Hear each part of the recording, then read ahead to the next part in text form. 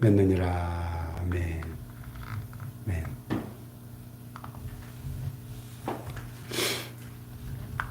여기 1절에 보면 이러므로 이렇게 시작되는데요. 이러므로라는 앞에 11장 전체를 받는 접속사죠. 11장에 어떤 내용들이 있었습니까? 믿음에 대해서 정의한 후에 믿음의 명예의 전당에 올라있는 믿음의 선진들의 역사를 아벨부터 시작해서 기드온, 삼손, 사사시대에 이르기까지 초대교회에 핍박받던 순교자들이 이르기까지 쫙 성경 전체의 역사를 걸쳐서 믿음으로 승리한 믿음의 영웅들, 믿음의 선진들의 라이프 스토리를 쭉 말씀했습니다. 자, 믿음으로 이 세상이 감당하지 못하는 승리자들 되었던 그분들의 그 앞서간 그 믿음의 발자취를 우리가 깨달았다면, 이러므로 우리에게 구름같이 둘러싼 허다한 증인들이 있으니 모든 무거운 것과 얽매이기 쉬운 죄를 벗어버리고 인내로서 우리 앞에 당한 경주를 하며 그랬어요. 우리에게 구름같이 둘러싼 허다한 증인들이 뭐예요? 앞에 이야기한 아벨부터 시작해서 그 모든 앞서간 믿음의 선진들을 가리키는 표현이죠. 구름같이 둘러싼 허다한 증인들이 있습니다. 그래서 이 신앙의 경주를 마라톤 경주에 비유하면서 우리 앞에 당한 경주를 경주하자, 이렇게 권면하고 있습니다. 신앙생활은 마라톤이죠. 100m 단거리가 아니고 마라톤처럼 2시간, 2시간 반, 그 엄청난 시간을 쉬지 않고 달려야 되는 42.19km를 달리는 장거리 마라톤 경주와 같죠.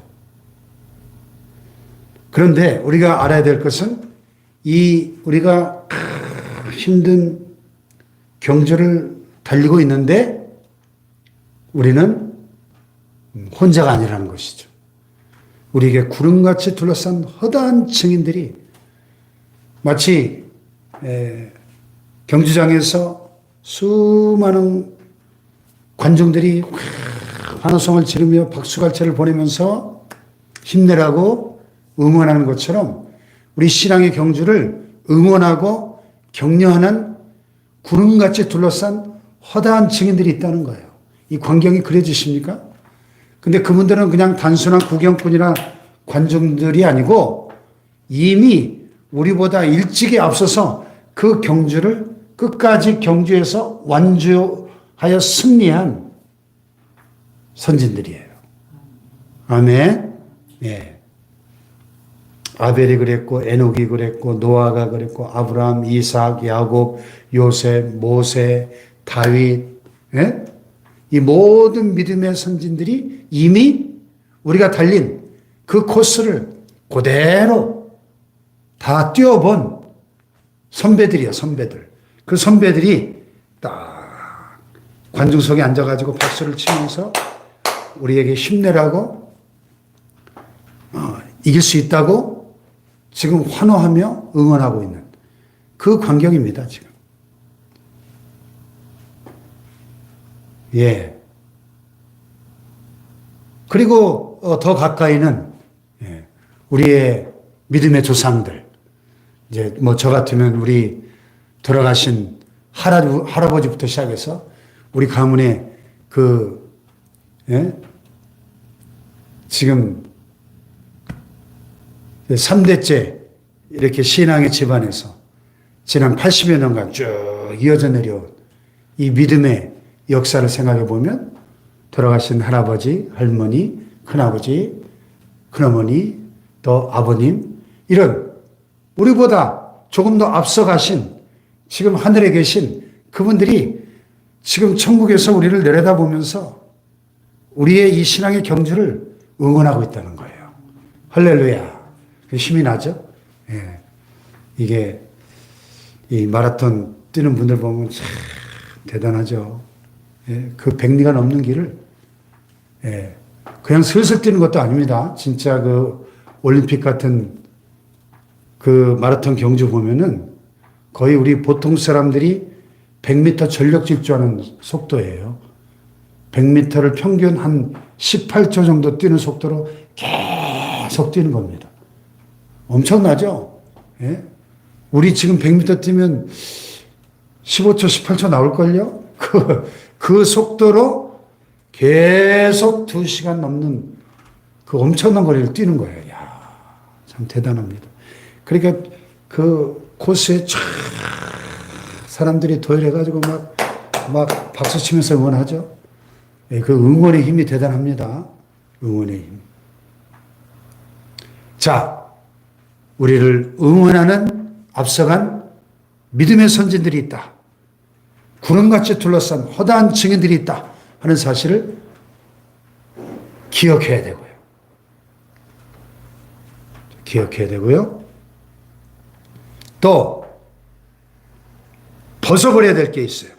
모든 무거운 것과 얽매기 쉬운 죄를 벗어버리고. 이 마라톤 경주를 하는 사람이 등에 한 10kg짜리 배낭을 메고 뛴다고 생각해 보세요. 2배, 3배는 힘들겠죠. 네. 그래서 마라톤 선수들 보면 전부 거의 팬티바람, 런닝바람으로 뛰잖아요. 최대한 가벼운 복장으로.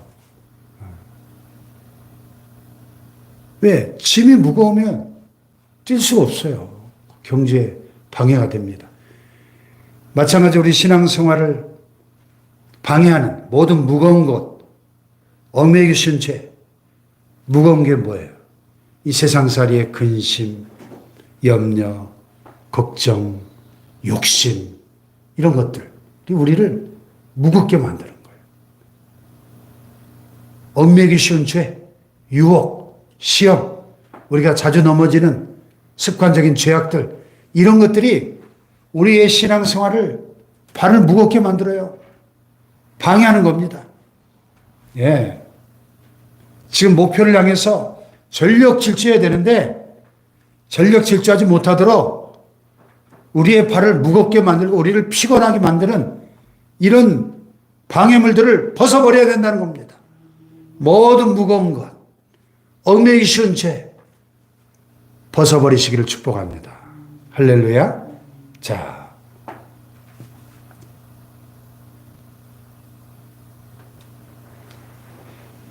또 한 가지 기억해야 될 사실이 있네요. 여기 보니까 인내로서 우리 앞에 당한 경주를 하며 인내. 그렇죠. 100m 단거리 그 경기를 보면요. 레디 땅 하고 뛰면 10초 안에 끝나잖아요. 올림픽 지금 최고 기록이 뭐 9초대지 않습니까? 9초 8, 뭐 9초 7 막 이러잖아요. 그 순식간에 끝나요. 이 100m 경주에는 순발력이 중요하지만은 마라톤 경주는 순발력은 아무 의미가 없어요. 예. 꾸준히 일정한 속도로 100리 넘는 그 길을 꾸준히 달리는 게 중요해요. 인내가, 지구력이 관건이죠. 지구력이. 예. 막 처음부터 힘이 남아 돈다고 막 그 100m 전력 질주하는 속도로 뛰면 아마, 예? 1km도 못 가서 다 나가 떨어지겠죠. 자기 페이스를 유지하면서 꾸준히. 그게 마라톤 경기의 관건은 인내죠, 인내. 얼마나 이 고통스러운 그 코스인데, 그 마라톤 선수들 얘기 들어보면, 그, 봉다리, 우리나라 그 이봉주 선수인가요? 이 얘기 들어보면, 이 훈련을, 올림픽 금메달을 바라보면서 엄청나게 훈련하잖아요, 날마다. 아주 그냥, 얼마나 힘든지 어떨 때는 이렇게 달리다가 그냥 지나가는 차에 뛰어들어서 죽어버리고 싶을 때가 많다는, 그만큼 힘들다는 거죠. 예. 그리고 실제로 풀코스 40.19km 뛰다 보면 한 30km, 35km 정도 되면은 모든 선수에게 고비가 온대요. 예? 완전히 훈련된 프로들도 30km, 35km를 계속 뛰다 보면 이 심장이 터져버릴 것 같은 하트 브레이크 존이라고, 심장이 막 폭발해버릴 것 같은 엄청난 고통의 그 고비가 온답니다. 그걸 이겨내야 완주할 수 있는 거예요. 그걸 못 이기면 포기하는 거죠. 뛰다가 중간에 낙오하는, 포기하는 선수들 종종 있죠. 그 인내가 필요한 거예요. 우리에게 인내가. 이 신앙의 경주에도 인내가 우리에게 요구된다는 사실을 기억하라. 그래서 신앙의 경주에 기억해야 될 게 있고 버려야 될 게 있어요.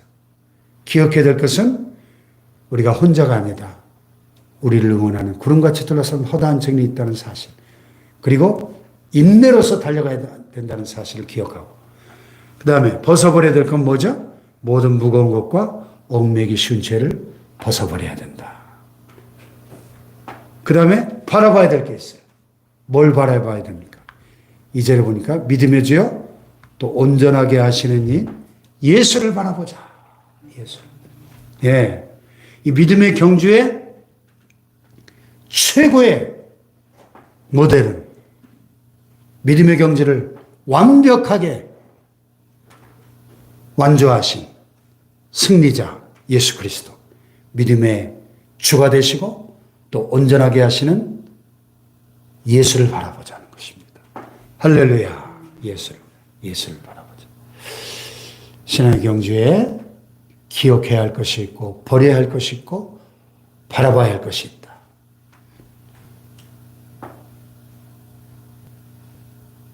예수를 바라볼 때 우리는 이 어떤 어려움과 고난도 이겨낼 수 있습니다. 신앙의 경주에서. 왜냐하면 예수님은 그 앞에는 기쁨을 위하여 십자가를 참으사 부끄러움을 개의치 아니하시더니 하나님 보좌 우편에 앉으셨느니라. 그 앞에는 기쁨을 위하여. 무슨 기쁨입니까? 인류 구원이라고 하는 이 대과업을 완성하신 후에 누릴 그 기쁨을 위해서 십자가를 참으셨어요. 십자가. 그 어마어마한 십자가의 고난을 참으셨대요. 부끄러움을 개의치 아니하셨다 그랬어요. 예. 어제 성경 공부에도 나왔는데 십자가는 완전히 발가벗겨서 모든 수치를 다 드러내게 하고 못 박아 죽였습니다. 얼마나 수치스러운 처형입니까? 그 십자가를 참으사 부끄러움을 개의치 아니하셨대요. 하나님의 아들이. 왜? 그 앞에는 기쁨을 보셨기 때문에. 이제 3일 후에 부활하시고 승리하심으로 온 인류를 죄에서 구원하실 그 엄청난 기쁨을 위하여 십자가를 참으사 부끄러움을 개의치 아니하셨다는 것입니다. 할렐루야. 그리고 마침내 승리하셔서 승천하시고 하나님 보좌 우편에 앉으셨느니라. 그렇게 끝까지 십자가를 참으시고 승리하신 예수님을 바라보면 우리도 모두 끝까지 완주할 수 있다는 겁니다. 할렐루야. 예.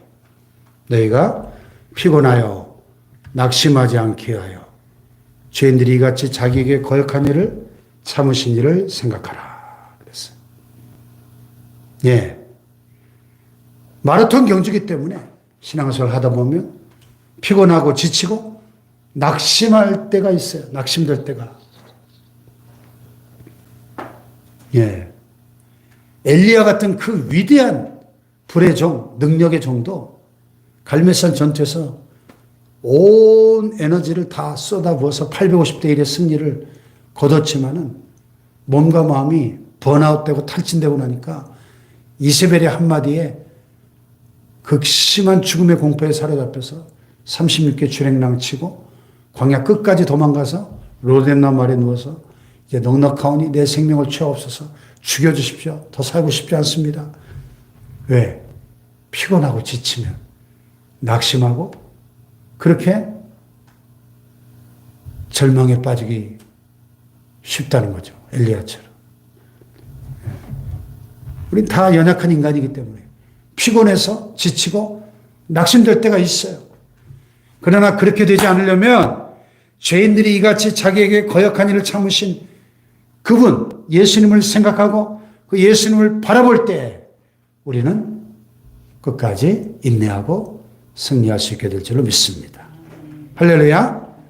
자, 너희가 죄와 싸우되 아직 피 흘리기까지는 대항하지 아니하고. 그래서 이 히브리서 수신자들이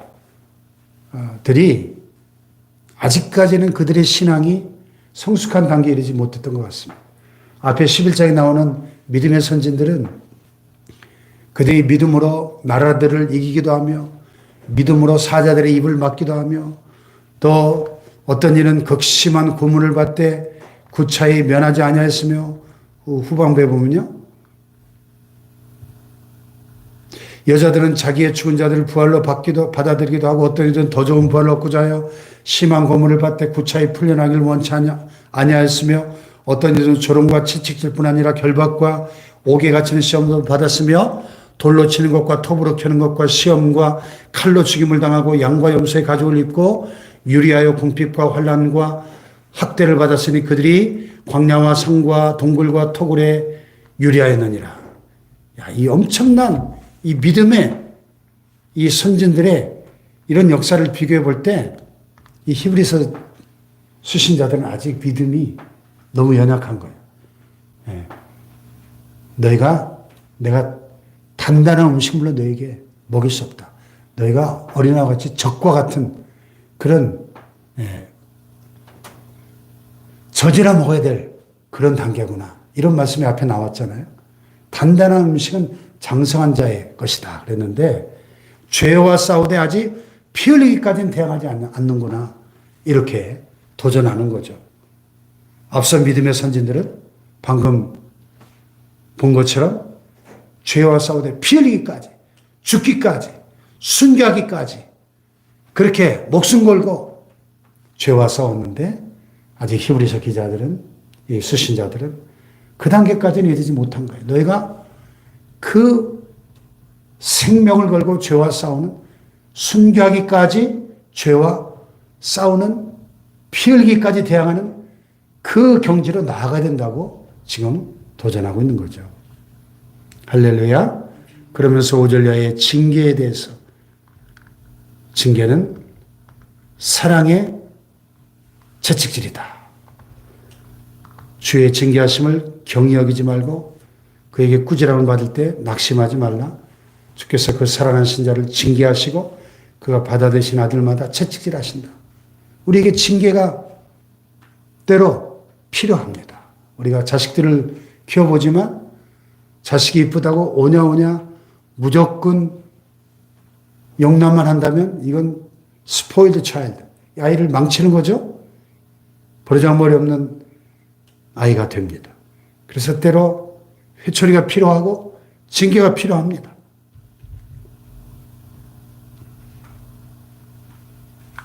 너희가 참으면 징계를 받기 위함이라 하나님의 아들과 같이 너희를 대우하시나니 어찌 아버지가 징계하지 않는 아들이 있으리요. 징계는 다 받는 것이거늘 너희가 없으면 사생자여 친아들이 아니니라. 친아들이니까 징계하죠. 길거리 지나가는 남의 아이를 우리가 징계할 이유가 있습니까? 내 자식이기 때문에 징계해요. 사랑하기 때문에 징계해요. 사람들하고 징계해요. 아멘? 하물며 육신의 아버지가 그렇다면 하물며 모든 영의 아버지께 더 복종하여 살려 하지 않겠느냐. 징계를 받을 때 잘못된 두 가지 태도가 있어요. 하나는 그 징계를 무시하고 오만하게, 이거 잘못된 거죠. 또 하나는 그 징계를 받으면서 너무 낙심하는 거. 이 두 가지 다 잘못된 태도죠. 징계를 받을 때는 나의 잘못을 깨닫고 회개하고 모든 영의 아버지께 더욱 복종하는 것이 하나님 원하시는 태도죠. 잘못했어요. 하나님 용서해 주세요. 하나님 뜻대로 순종하겠습니다. 이게 올바른 태도죠. 할렐루야. 징계의 목적이잖아요. 그들은 잠시 자기 뜻대로 우리를 징계하였거냐 오직 하나님 우리의 유익을 위하여 그의 거룩하심에 참여하게 하였느니라. 징계에는 유익이 있습니다.